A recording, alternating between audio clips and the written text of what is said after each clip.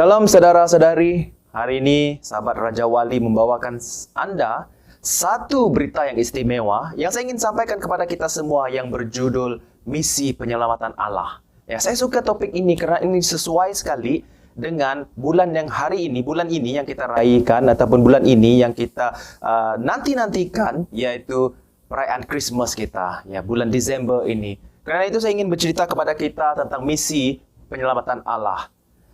Di dalam Kejadian tertulis kejatuhan manusia. Ya, benar, Hawa telah diperdaya oleh si ular.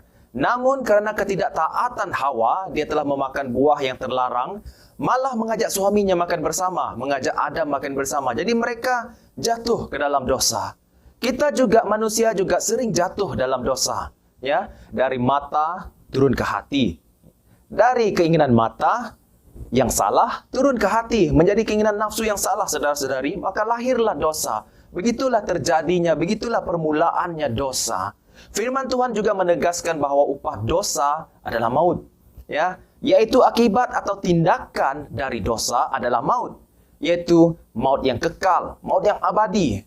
Malah saudara-saudari tiada kesempatan untuk bersekutu, untuk manusia bersama, mendekat, datang kepada Tuhan. Malah tiada kesempatan untuk manusia masuk ke dalam syurga kerana upah dosa. Ya, karena dosa itu telah membuatkan manusia terpisah jauh daripada Tuhan. Terpisah dan mengakibatkan kita sangat sukar sekali sebenarnya untuk datang kepada Tuhan. Karena manusia ini hidup dalam dosa. Dalam firman Tuhan, dalam Roma 6:23 juga mengatakan upah dosa adalah maut. Tetapi karunia Allah ialah hidup yang kekal dalam Kristus Yesus, Tuhan kita. Ya, karunia Allah ialah hidup yang kekal dalam Kristus Yesus, Tuhan kita. Walaupun demikian, karena dosa kita memperoleh maut, Allah telah mempunyai rencana untuk menyelamatkan kita dari dosa dan maut itu. Dari awal lagi, walaupun dari permulaan kejatuhan manusia lagi, Allah telah awal-awal sudah memiliki rencana misi penyelamatan manusia. Dan bahkan di Kejadian 3:15 dia mengatakan begini, ya.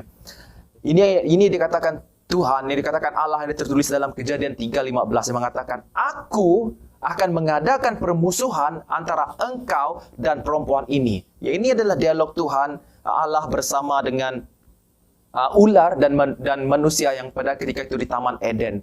Dan Allah mengatakan kepada si ular, dia katakan, "Aku akan mengadakan permusuhan antara engkau dan perempuan ini, antara keturunanmu ular dan keturunannya. Keturunannya akan meremukkan kepalamu dan engkau akan meremukkan tumitnya." Ya, saya ingin highlightkan di ayat yang terakhir ini, yaitu keturunannya akan meremukkan kepalamu dan engkau akan meremukkan tumitnya. Catat ini saudara-saudari di Kejadian 3 ayat 15. Walaupun Allah murka pada awalnya kerana manusia pertama yaitu Adam dan Hawa melanggar perintahnya, melanggar segala perintah-perintah dan arahan Allah, tetapi Allah masih tetap ada rencana untuk menyelamatkan manusia agar manusia tidak mengalami maut yang abadi. Kejadian 3:15 ini yang saya katakan, saya highlightkan dan saya mau kita baca ayat ini dan highlightkan ayat ini bersama dengan saya. Keturunannya akan meremukkan kepalamu dan engkau akan meremukkan tumitnya.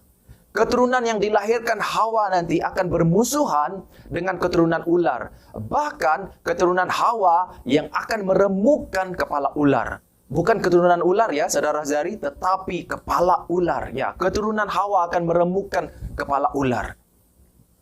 Namun di sini, siapakah keturunan Hawa yang akan meremukkan kepala ular? Mari kita selidiki bersama. Dan apakah yang digambarkan ini?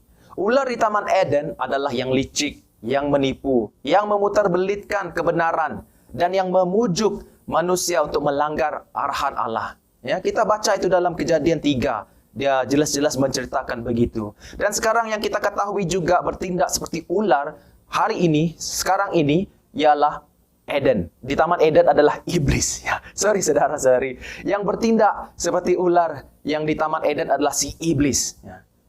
Iblis itu menipu kita agar kita tidak mempercayai kebenaran. Iblis memutarbelitkan perintah Allah agar kita mengikuti katanya. Iblis memujuk kita agar kita percaya dan mengikuti dia. Dan Kejadian 3:15 katakan juga meremukkan kepala ular, yaitu meremukkan iblis. Ya. Keturunan Hawa akan meremukkan kepala ular, yaitu meremukkan iblis. Namun manusia masih mempunyai harapan hari ini. Ya, ini berita baik yang saya ingin sampaikan kepada kita karena ada keturunan Hawa yang akan meremukkan kepala iblis itu bagi kita. Lukas 3 ayat 23 sampai 38 menulis tentang satu salah sila. Dan saya hanya ingin baca di ayat yang ke-38 yang ditulis begini. Lukas 3 ayat 38 yang menulis begini. Anak Enos, anak Set, anak Adam, dan anak Allah. Ya, dia ditulis terbalik ke atas. Dari anak Enos, anak Set, anak Adam, dan anak Allah.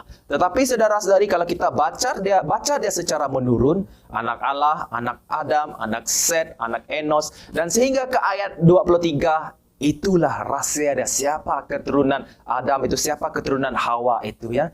Kita boleh melihat siapakah keturunan Adam itu, yaitu Yesus. Ayat 3 mengatakan Yesus yang memulai pelayanannya, Yesus keturunan itu, dan Yesuslah adalah keturunan Hawa yang akan meremukkan iblis. Wow, luar biasa sekali berita ini. Yesuslah yang akan meremukkan kuasa iblis itu.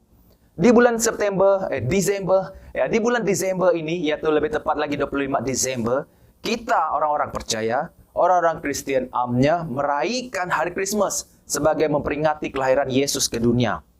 Dan kelahirannya itu sungguh bermakna. Lebih-lebih lagi kita hari ini telah mengetahui bahwa Yesus akan meremukkan si iblis itu bagi Anda dan saya. Ya, perayaan Krismas akan lebih bermakna ya sekiranya kita betul-betul mengenal siapa Yesus itu dan tujuan Yesus itu lahir ke dunia. Karena itu kita menandakan 25 Desember seluruh dunia meraihkan bersama kelahiran Yesus itu untuk memperingati kuasanya, memperingati siapa dia, apa pekerjaannya dan tujuannya di dunia ini. Hari Krismas adalah merupakan hari penuh sukacita karena lahirnya seorang pribadi yang juga sebagai penyelamat manusia.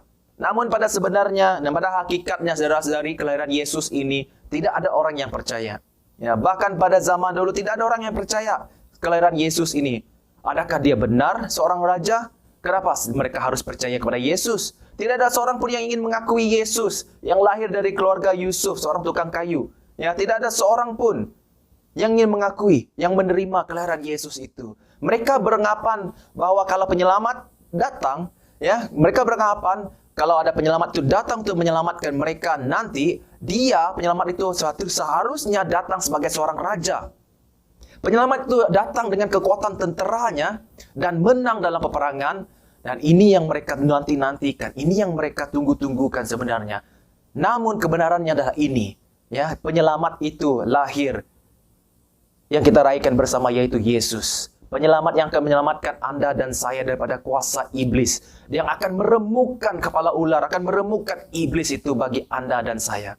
Barang siapa tetap berbuat dosa dalam 1 Yohanes 3 ayat 8 mengatakan, mereka yang selalu berbuat dosa berasal dari iblis. Sebab iblis berbuat dosa dari mulanya. Dari kejadian lagi kita sudah lihat iblis berbuat dosa dari mulanya. Tetapi untuk inilah anak Allah menyatakan dirinya, yaitu supaya ia membinasakan perbuatan iblis itu. Untuk inilah Yesus datang ke dunia, yaitu supaya Yesus nanti akan membinasakan perbuatan iblis itu bagi Anda dan saya. Luar biasa kan? Itulah tujuan kelahiran Yesus. Itulah arti Krismas yang kita raihkan, saudara-saudari. Anak ini, yaitu dalam 1 Yohanes 3 ayat 8 tadi mengatakan, anak ini dengan jelas sebenarnya mengatakan bahwa anak Allah menyatakan dirinya, yaitu anak Allah datang ke dunia, lahir dalam rupa manusia, dan dinamakan Yesus dengan satu tujuan. Yesus akan membinasakan perbuatan iblis. Kelahiran Yesus juga sebenarnya saudara-saudari banyak kali dinubuatkan. Walaupun orang tidak percaya, mereka enggan menerima, tetapi sebenarnya kelahiran Yesus ini telah banyak kali dinubuatkan. Malah dinubuatkan dalam Yesaya 9. Yesaya 9 ayat yang ke-5 ataupun ayat yang ke-6. Ya, dalam terjemahan Indonesia adalah ayat yang ke-6, dia mengatakan begini. Sebab seorang anak telah lahir untuk kita, seorang putra telah diberikan untuk kita, lambang pemerintahan ada di atas bahunya, dan namanya disebutkan orang penasihat ajaib, Allah yang perkasa, Bapa yang kekal, Raja damai. Wah, itulah Yesus, itulah putra yang lahir, yang telah dinubuatkan dan dia telah lahir lebih daripada 2000 tahun yang lalu, saudara-saudari. Yang namanya disebutkan penasihat ajaib, Allah yang perkasa, Bapa yang kekal, Raja damai, itu adalah Yesus penyelamat kita, penyelamat manusia. Dan inilah misi penyelamatan Tuhan bagi kamu dan saya. Memang sejak dari awal lagi manusia telah berdosa karena mengikut pujukan rayu iblis. Tetapi misi penyelamatan Tuhan bagi kamu, bagi Anda dan saya, yaitu Yesus lahir untuk membinasakan iblis dan kuasanya agar kamu tidak tertipu lagi. Yesus lahir untuk membinasakan kuasa-kuasa iblis, perbuatan-perbuatan iblis itu agar kamu diselamatkan, agar kamu bebas dari dosa, agar kamu dapat bersekutu dengan Tuhan, agar kamu dapat masuk ke dalam surga bersama-sama dengan Tuhan. Itulah kelahiran Yesus bagi Anda dan bagi saya. Kamu mungkin hari ini merasa ditipu oleh si iblis dan segala muslihat dia, dan Anda mungkin dalam keadaan seperti ini. Anda tidak ada harapan lagi karena dosa telah menghanyutkan Anda. Mungkin Anda merasakan Anda tidak pasti di manakah Anda harus mencari keselamatan kekal itu. Atau Anda merasa depresi karena tidak seorang pun pedulikan Anda. Hari ini berita baik bagi Anda, saudara-saudari. Kalau Anda merasa seperti ini adalah misi, ini adalah message yang sesuai bagi Anda. Ini adalah misi penyelamatan Allah bagi Anda, bagi kita semua. Yesus lahir untuk menyelamatkan Anda. Yesus lahir untuk membantu Anda. Dia adalah, seperti yang kita baca dalam Yesaya 9 ayat 6 tadi, dia adalah penasihat ajaib. Dia ingin menasihati Anda, membantu Anda. Dia adalah Raja damai. Dia ingin memberikan Anda kedamaian itu, memberikan Anda sukacita itu.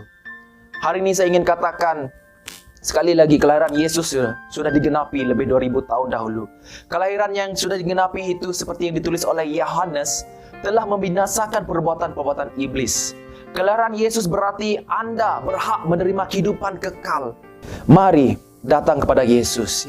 Anda berhak menerima kehidupan kekal itu. Anda berhak untuk dilepaskan daripada kuasa-kuasa si jahat. Karena ada Yesus untuk menyelamatkan Anda. Mari datang kepada Yesus, saudara-saudari. Lupakan masa lalu kamu dan terima Yesus hari ini. Terima Yesus saat ini. Terima dia sebagai seorang yang menyelamatkan kamu dari alam maut dan melepaskan kamu dari muslihat iblis. Karena Yesus kasihi kamu. Karena Yesus inginkan kamu hari ini. Karena itu dia lahir ke dunia. Dia lahir agar kita beroleh keselamatan yang kekal. Saudara-saudari, saya ingin berakhir di sini. Saya ingin berdoa bagi kita semua. Jika pada hari ini, pada saat ini Anda merasa ingin didoakan, Anda ingin didoakan, nomor telepon Anda tertera di screen Anda sekarang ini. Sila hubungi kami. Kami ingin get in touch dengan Anda. Kami ingin berdoa bagi Anda. Kami ingin membimbing Anda untuk mendapatkan keselamatan, untuk mendapatkan kebenaran itu. Mari saya berdoa bagi Anda. Tuhan Allah Bapa kami di surga, kami mengucap syukur terima kasih Tuhan buat firman-Mu, buat message yang kami dengar bersama pada petang ini.